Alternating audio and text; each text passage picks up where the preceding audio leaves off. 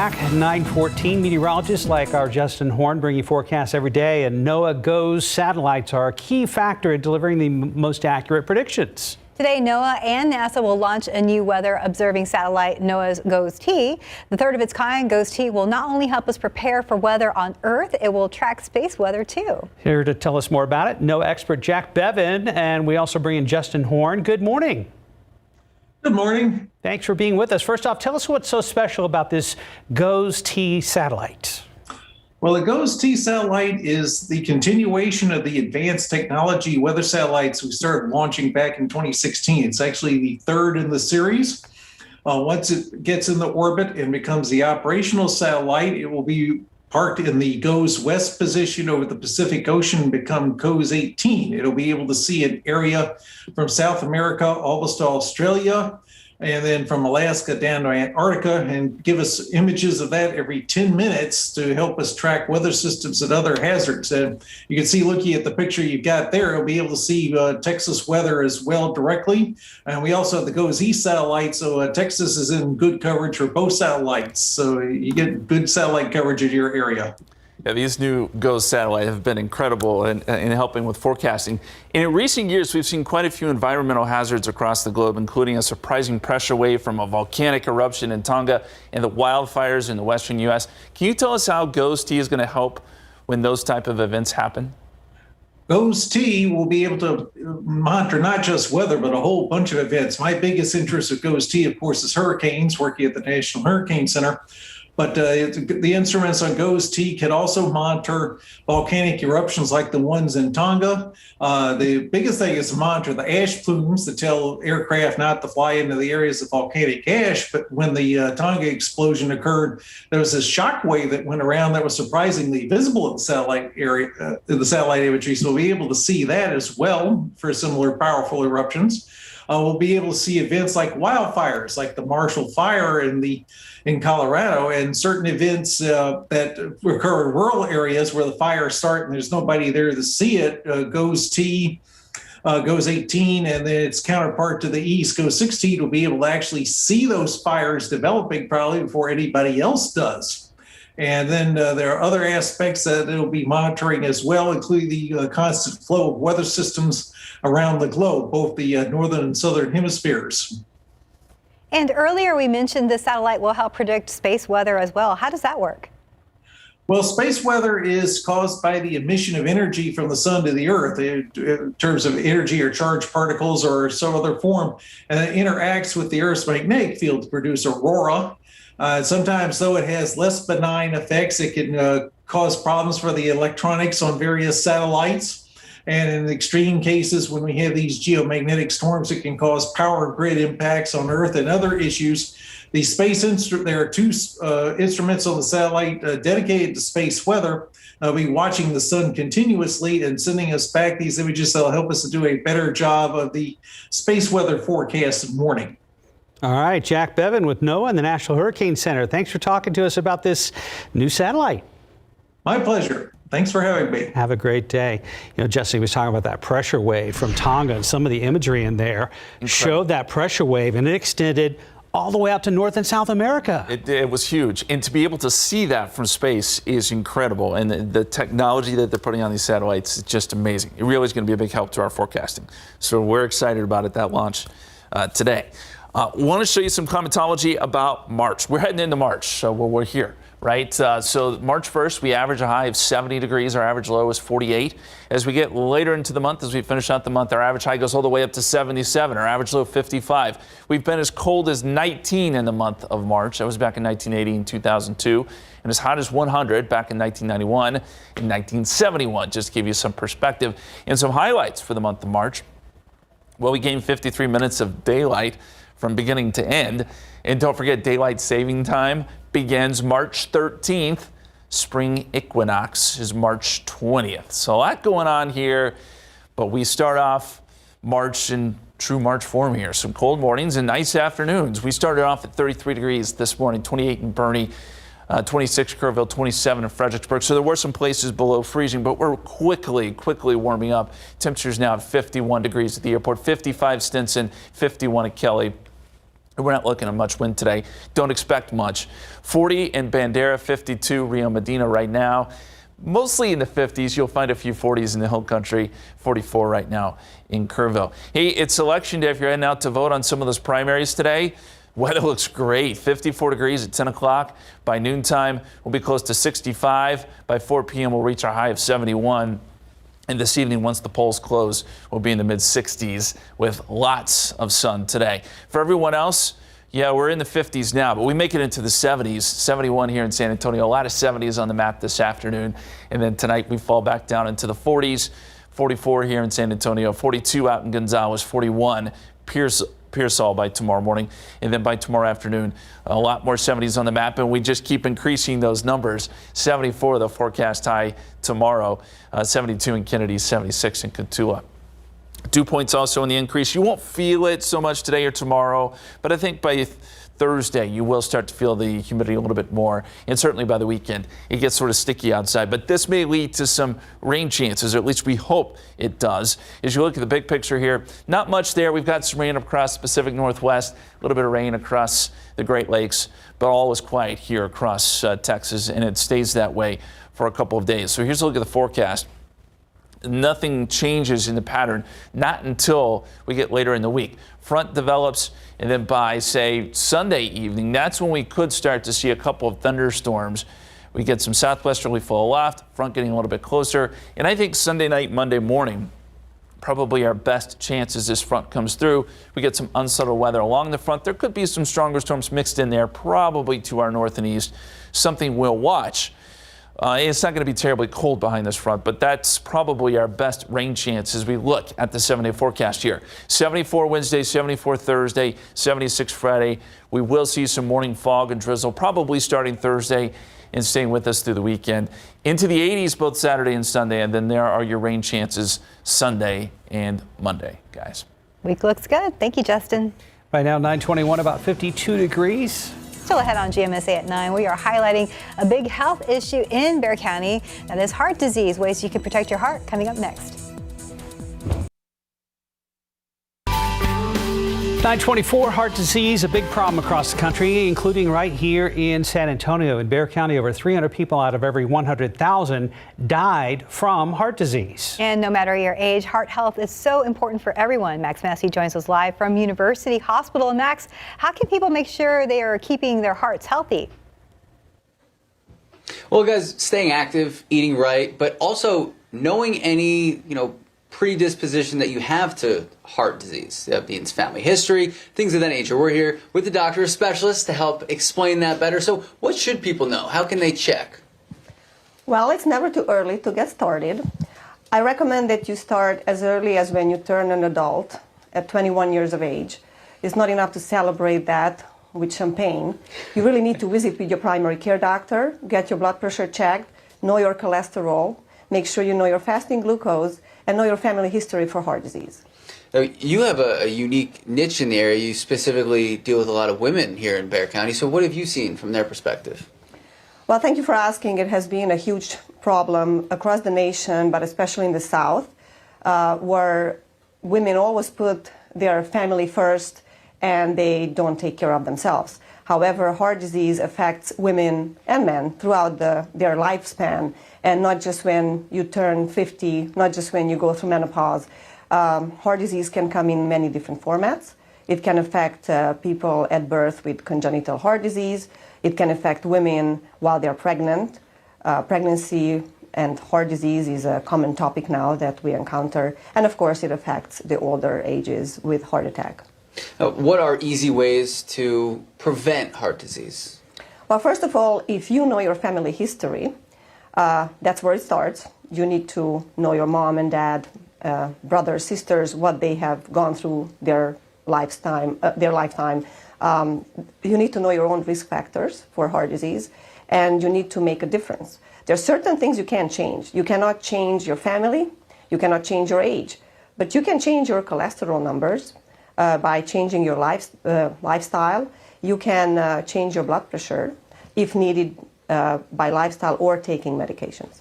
Now, last couple of years during this pandemic, obviously the coronavirus has been on the top of everyone's minds. Have you seen heart disease and heart health kind of be pushed to the side? Absolutely. And it's very unfortunate, but this is what comes with a pandemic. People did not have enough access to health care, and they stayed at home. They were afraid to go to see their doctors, and we are seeing the aftermath of that right now. All right. Doctor, thank you so much. Thank you. Guys, if you have any questions, we have all those answers coming up on KSAT.com. Mark, Stephanie, back to you. Thank you, Max. More ahead on GMSA at 9. We have a new Educator of the Month award to hand out this morning, and we're going to introduce you to her next. But first, as we continue our coverage of the war in the Ukraine, how can you, the viewer, know everything we report is correct? We'll show you how journalists use geolocation to make sure what we're reporting is as accurate as possible. Top stories we're following today. Multiple separate shooting investigations underway this morning. First off, San Antonio police have a bit of a murder mystery on their hands. They're trying to find out who shot two men, killing one of them. This happened around 1:30 this morning in the parking lot of an apartment complex in the medical center area. Police have very little to go on. At this point, they're counting on a statement from the victim who survived. Police say one person was taken to the hospital in a private vehicle. The other was found there at the scene. They were rushed to the hospital. The medical examiner's office confirms one of the men died. It's not clear which one it was. As we learn more, we will update you online and on the news at noon. In the meantime, if you have any details that could help, you're asked to call the San Antonio Police Department. A drive-by shooting on the northeast side of town sends one man to the hospital. This happened about 12:30 this morning on Rain Tree Forest off of Topperwine Road and I-35. San Antonio Police Department reporting that the victim in this case was riding in a car with two other people when someone sitting in another vehicle on the side of the road started shooting. Police say the victim was shot in the leg. The driver of the car managed to speed out of the area and call for help. The victim was taken to a hospital. We're told he's doing okay. The suspects at this time are still on the run. And now to the northwest side of San Antonio. Police are still piecing together a shooting that happened last night. Shooting happened right outside the Axio apartments on Cinnamon Creek, right off Fredericksburg Road. We're told one person was taken to a hospital. That person's condition is not known. Officers have not said if anyone was arrested in the case. And CNN has used social media footage in some of our reporting of the Russian invasion of Ukraine. The network says they go to great lengths to ensure these images are real and accurate before presenting them to the audience. Katie Paul Glaze explains how the investigative team vets the material.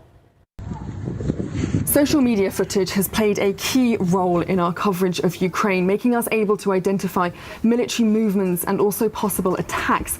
But it's also really important that we understand the footage is real and accurate and current. And so one of the ways that we've been doing this is by geolocating that footage. And here is an example of how our investigative team has been doing that. It was an alarming scene.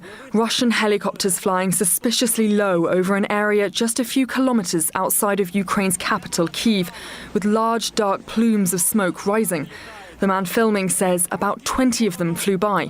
And at the time this video first started circulating on social media, February 24th, it was not yet confirmed the Russians were anywhere near Kyiv. So our investigative team began looking to verify it. So the most important thing is to establish that this footage is recent. We used reverse image search engines to check the video had not been circulating before February 24th. It had not. With that confirmed, we needed to establish the location. Social media posts mentioned Hostomel Airport, 25 kilometers outside of Kyiv, so we started there. Using Google Earth and Yandex Maps, a Russian search engine equivalent, we zoomed in on the airport and began looking for possible locations.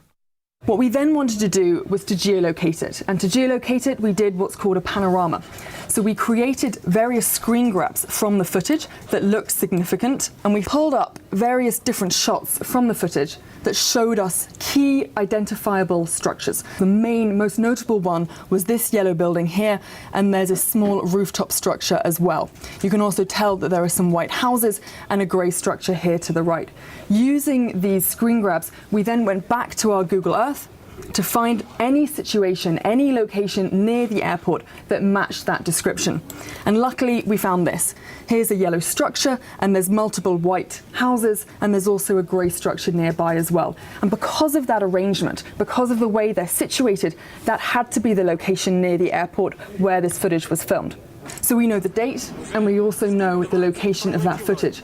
Now, with that verified, we were able to put that footage to use. And so we sent this footage to CNN's Matthew Chance, and shortly afterwards, he travelled to where we geolocated on a map, and he was then up live for CNN, creating an iconic moment where he was at the airport with Russian soldiers interacting with him and identifying that they were already so close to the capital. All right, that was Katie Polk-Glaze reporting from CNN. And taking a look outside with live cam. Wow, we're up to 53 degrees now, started in the 30s. Yeah, we gained about 20 degrees in that short amount of time. Is turning out to be a beautiful day. Last evening was beautiful too. Did you see the sunset? It was gorgeous. We had a beautiful sunset, sunrise this morning. Take a look at this picture from Richard out of San Antonio. View of the last sunset of February. Gorgeous shot. We love those pictures always on our KSAT Connect. Thank you so much for sending that in. And as we look at the satellite picture, there are some cirrus clouds off to our west. A few of those could drift in a little bit later today. So we may see another nice sunset as we get into tonight. These clouds don't contain any rain, though. And for the most part, we're going to see a lot of sun today. Temperatures around the state, 40s and 50s for the most part. Pretty uniform here. We're at 51 degrees. Here in San Antonio, 50 in Laredo. Warm spots down there in Brownsville, 61 degrees there. Forecast today, we'll get up to about 65 noontime, 71 for your high, light and variable winds, lots of sun. You really can't beat this weather. Good weather today and tomorrow. A few changes, though, by the end of the work week, and some rain chances do return by the weekend. We check in on that forecast here in just a few minutes, guys. Thanks, Justin. Let's take a look at the roads with TransSky. And there's a look there at I-10 at Frio, and things are looking fine right now. Educator of the Month, brought to you by First Mark Credit Union. Marissa Martinez is a proud third grade teacher at Boone Elementary, and for her, it's not just about a job, it's about her students. Marissa is now being recognized as KSAT's Educator of the Month, and according to her students, her family, and her coworkers, she definitely deserves a recognition. We've got The Year I Flew Away. There's some chapter books. It has always been important for Marissa Martinez to connect with her students. And during the pandemic, when students were stuck at home, Marissa still found a way. I made signs for them that go in their yard that say, Miss Martinez misses me. And we delivered them to their house along with some of my administrators and my oldest daughter with care packages that we put together for them with new books and snacks just to connect with them during that time. This is going to be your award. Oh my God. Marissa Martinez is the recipient of KSAT's Educator of the Month award. And for Marissa's family, they say the recognition means a lot because they know how hard she works. You know, for her, teaching, it's not just a job. She genuinely cares about the kids. And so, you know, when she's at home, she's working. I don't think people realize how much time and effort teachers really put in. I mean, they're at home thinking of lessons, trying to make things better for their students. Super excited because she's the best teacher ever, and she always does fun things for us. Marissa tells us she's thankful for her family's support and that they even help her with things like decorating the classroom. Speaking of family, Marissa's mother was also a third grade teacher. I'm the daughter of an educator. Definitely a really big reason why I do what I do. I learn from the best. So I'm definitely following in her footsteps. And Marissa is leading the Pennies for Literacy campaign once again this year, and this time with hopes of getting books for another campus as well. We are collecting this change to get each of our students on the campus brand new books and that they can take home with them to be able to share with their families and to be able to read. So they're not just reading at school, they have an opportunity to read at home. And congratulations again to Marissa. Now we have this story posted on KSAT.com along with details on how you can submit someone you know for Educator of the Month. Congratulations. Okay, right now just about 9:40, 53 degrees. You're watching GMSA at 9. The Spurs are back on the court. Well, that was last night, taking a loss to the Grizzlies. RJ and David have a recap next. And we're back at just about 9:43. That's right. I cannot believe how much it's warmed up since we started here this morning. Quick. Dry air does a lot for us this time of year. And yes, temperatures will be very nice this afternoon. Before we jump into the nice stuff, let's talk about the stuff that isn't so nice. Oak pollen. It is oaks. Well, it's the beginning of oak season, okay? And we did have oak register in the pollen count today at 10, very low. But as we head into April, that's when oak pollen tends to peak. But not a great sign that we're already seeing some of that. We just came out of Mount Cedar season, and here we go right into Oak season. I know that gets a lot of people, too. If you want some more information on this, meteorologist Sarah Spivey just wrote a great article. You can check that out on KSAT.com. Let's go outside for you with the time lapse. And I mentioned it was a great sunrise. Oh, yeah, it really was beautiful. Now we're left with some blue skies right now and those warmer temperatures, 51 degrees. We started off at 33 this morning. Dew point is at 25, and I mentioned that dry air that gives you those big swings that we always talk about. And most places are taking some big jumps at this hour. 47 Canyon Lake, 53 in New Braunfels, 49 Kerrville, 59 Devine. We're up to 53 in Cotulla. And the Election Day forecast, if you're heading out to vote in some of those primaries, it looks good all day long. 54 degrees around 10 o'clock. By noontime, 65. By 4 p.m., we'll reach our high temperature of 71, and it'll be mostly sunny all day long. 64 when the polls close around 7 p.m. The dew points are in the 20s. The air is extremely dry. We had good push of dry air over the weekend, as you remember. Now, this does begin to change a little bit. By tomorrow, we'll start to see more of a southerly wind. Starts the process of bringing in some moisture from the Gulf of Mexico, and the dew points just steadily climb from there. It's not until Thursday, Friday, Saturday that we start to see the effects, though, and that will be in the form of some morning fog, some morning drizzle, morning cloud cover. You know, that type pattern that we get in around here. We'll probably see that over the weekend. Still probably looking at some afternoon sun as well. The big picture across the country, spring break's almost here, and a lot of people are asking, well, what are things looking like as far as pattern really everywhere? And it does get a little more active next week, but it is not active right now. We just got some showers up there across the Pacific Northwest, a few showers, some snow showers up across the Northeast, but most of the southern half of the country is really quiet right now. And as we look forward in time here, it stays quiet, I think, next couple of days. Then we mentioned that return of moisture. You start to get more of a southeasterly wind. Trough develops out west, and this pushes a front through.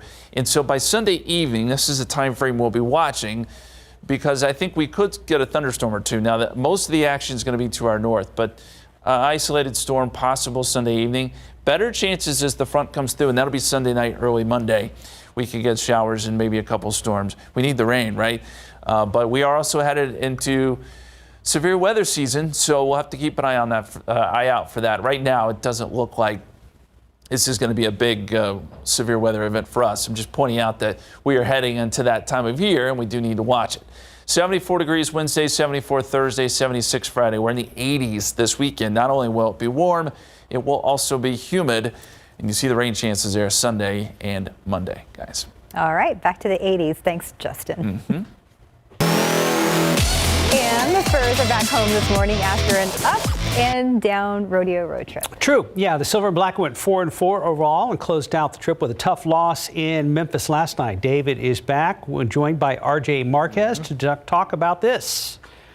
When you look at the rodeo road trip, I don't think that people should be too disappointed that it went 4-4, because it could have been better, but it could have been a lot worse. So 4-4 is probably pretty good. Not bad when you consider that we had the trade deadline in between, the All-Star break as well. So it was kind of the team sort of learning on the fly how to play without Derek White and a couple of the other guys that were, you know, members of the team maybe not getting as much playing time, but still not bad. 4-4 overall when you look at it. And then this game last night in Memphis, though, that was a tough one, especially when you're going up against this guy right here, Ja Morant. That's just this.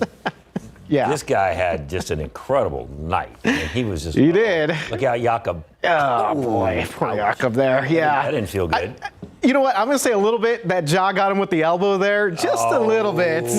He was moving him out of he was just making a poster look better. Trying to defend my guy, Jakob there. Justin's guy. Jakob got out of the way. Just a little slow. And then. We have it. Watch this. Point 4. God, it had to be point 4. First half. Boom. Up in the air, catches and shoots and makes it. That's just incredible. Yeah. He should be in the top 5, if not in the top 2 or 3 for MVP of the year. Well, if you look at just Spurs games alone, absolutely, yeah, because he had a 52 last night. He scored now 41 against them, 30. So Ja Morant's doing a lot of big stuff here. But we also had DeJounte Murray struggling here a little bit, David, especially towards the end. What? Here we go. Here it is right there. Oops. Yeah. got the frustration. referee with the ball on the bounce, and the referee didn't like it, so DeJounte got to go to the showers earlier than everybody else and get cleaned up and get ready to catch the flight home. You're out. Go. The ref said go. He was frustrated last night. Yeah. You know what? They looked tired, especially that shot at halftime. It looked like they kind of took it out of them. They did what they could in the third quarter, and then the fourth quarter, so it was like, yeah, let's just go home. Yeah, battled back, got within 7 points, I think, in the fourth quarter. But and then you're looking at Murray there, and I think part of the frustration is that he just always has struggled against Ja Morant. I mean, Morant has absolutely torched the Spurs this year, and they play them one more time this year, David. Oh, good. Is he going to go for 60? 30, 40, 50? No. Hopefully not. In the Spurs' defense, he's not the only team that. That's true. That's true. He torches a lot of teams. He definitely does. And we have a little bit of post-game reaction to Ja Morant here from Doug McDermott and Coach Pop. It's kind of happened, you know. He's a hell of a player, obviously, but there's no excuse. We got to be more locked in on the defense end of the floor, and you know that's all Pop and the staff talked about all day was transition and rebounding. And I think they got like all of their points in transition in that first quarter, so we just didn't respond very well. What do you get? Do we hold them to 50, or what do we hold them to? I can't read that. What do we hold them to? What? 52? Well, you know, I'm a little angry. I thought if we held them like in the 40s, we'd be okay. Okay. A sly grin from Wow. That's the we didn't have a chance against this kid. Pretty much, right? Yeah. Response. So he did call him a beautiful player, though. Pop did go on to say that Morant's a beautiful player. He knows spacing, and I mean, he's pretty incredible. There was one time I think Sean and who was doing the play-by-play? Dan Weiss. Dan Weiss. Yeah. They were looking at and they pointed out that all 5 of the defenders were looking at him. And he went by all 5 of them and just right to the hole. It was like all 5 of the Spurs were like, well, there he goes. Wow. I think they're that one Ja Morant shot was very Sean Elliott-like, wasn't it? The one you guys showed at the beginning? Absolutely. Shot? Yeah. Going out about, absolutely, yeah. And again, it was 0.4, so Spurs all remember 0.4. That's not a good 0.4. Yeah. Oh, boy. 0.4, that's the one you're That's the one I'm sorry for that. So now that was a rule change.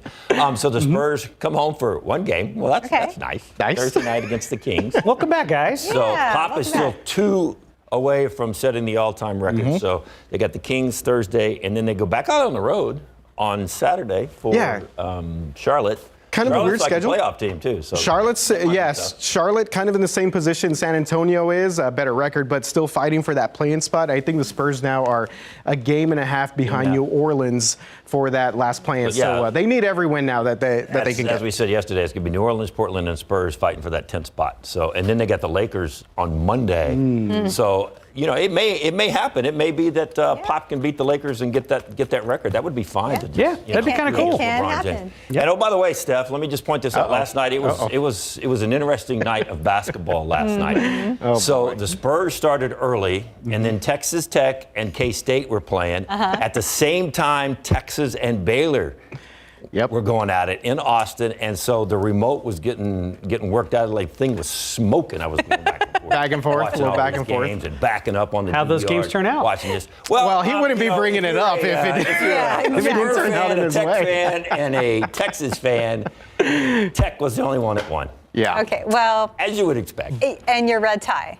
In my red. And he's got last game at the Irwin Center though. Or last men's game at the Irwin Center. The women are going to play this Saturday, but the Irwin Center going to be replaced with their new arena. So there's some good news there for Longhorns Nation. So at least you have a nice good karma, right? So, but Tech won last night. Okay. All right, David. All right. Good note. Point taken. Thank you, guys. 9:52, about 56 degrees. We'll be right back. All right, with March 20th being International Day of Happiness, Wallet Hub today released its report on the happiest cities in America. That's right. Let's tell you number 1. It's Fremont, California. That's right. Columbia, Maryland is second. San Francisco, California is coming in at number 3. Then San Jose and Irvine, California. That's number 5. And 6 is Madison, Wisconsin. And 7, Seattle, Washington. Overland Park, Kansas. And Huntington Beach, California, number 9, and number 10, San Diego, California. All right, we kind of buried the lead here. Where did San Antonio finish? Oh, is it 109? I was told 130. Yeah, I was that told says 130. 109. We weren't in the top 20. How about that? With all due respect to Wallet Hub, that list, come on. We're not